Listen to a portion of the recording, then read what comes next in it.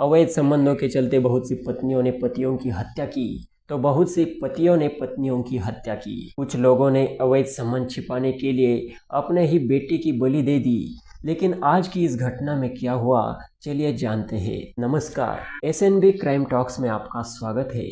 आज की सत्य घटना है उत्तर प्रदेश के हाथरस जिले से। मऊ गांव में एक 33 साल की विवाहित स्त्री थी, जिसको शायद अपने पति से संतुष्टि नहीं मिल रही थी। इस वजह से इस महिला ने उसके ही गांव के एक किशोरवयीन लड़के से संबंध बनाए रखे थे।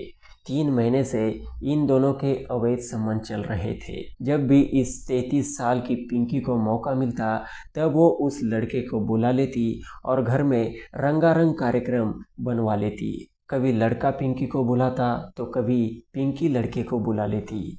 वो जब चांस मिले तब इसका फायदा लेते और अपना कार्यक्रम जोरदार बनाते। 3 सितंबर 2025 का दिन था। पिंकी का पति और सास कुछ काम के सिलसिले में मथुरा गए हुए थे। अब घर में पिंकी के अलावा सिर्फ उसका ससुर था। थोड़ी देर बाद ससुर भी गांव में घूमने के लिए चला गया।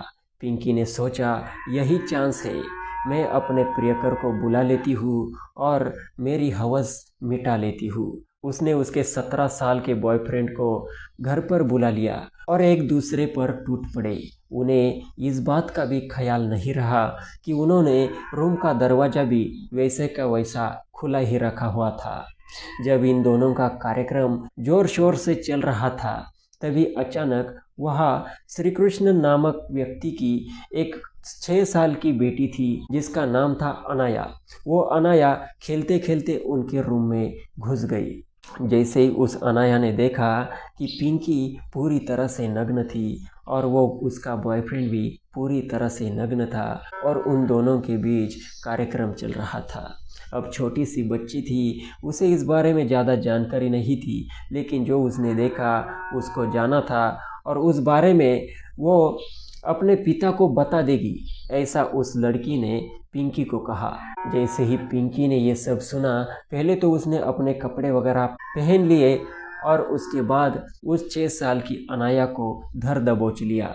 अगर इसने इसके बाप को इस बारे में सब कुछ बता दिया तो उसका बाप हमारे परिवार में बता देगा और परिवार के साथ साथ पूरे गांव में हमारे अवैध संबंधों के बारे में पता चलेगा और हम कहीं मुंह दिखाने के काबिल नहीं रहेंगे। इस वजह से पिंकी और उसके बॉयफ्रेंड ने उस बच्ची का गला जोर से दबा दिया। बच्ची ने उनसे छूटने की बहुत कोशिश की, लेकिन उन दोनों राक्षसों के सामने उस बच्ची की एक भी न चली। बच्ची ने अपने आप को छुड़वाने के लिए पिंकी के हाथ पर भी काट लिया था। धीरे धीरे अनाया की सांसें थम गई और अनाया की मौत हो गई।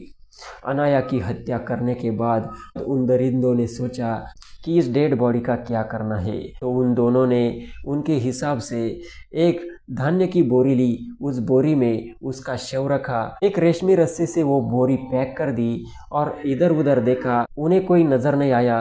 तो उन दोनों ने इस संधि का फायदा लेकर वो बोरी लेकर गए। उनके घर से 25 मीटर दूर एक खाली कुआं था, उस कुएं में वो बोरी फेंक दी और अपने अपने घर पर चले गए। इधर श्री कृष्ण को अपनी बेटी कहीं भी नज़र नहीं आ रही थी। उसने खोजबीन शुरू की। वो गांव के हर एक व्यक्ति को जो उसको दिखाई दे उसे पूछ रहा था कि आपने मेरी बेटी को कहीं देखा है क्या, लेकिन किसी को कुछ भी पता नहीं था।